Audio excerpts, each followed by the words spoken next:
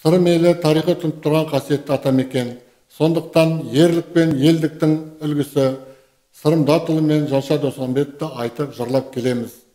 Осында ел ұрандасқан, айқайласқан, бұл жерге жау аяғын байқай басқан, ерліктің етегінен ұстап тұрып, еркіндік осы арада тайтай басқан деп, Абыз ақын Қадыр Мырзали жырлаған Сырым шыққан төбенің көне атауы жау қашар төбе екенін анықтадым.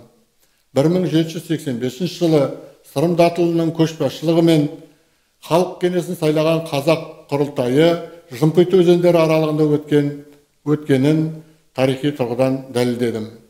Сонымен қатар Сырымның әкесі атындағы Дат мешіт болғанын, оның орнын анықтап үйіндісін таптық. Осы деректерді жөнінде мақалалар жазып насихаттап келеміз.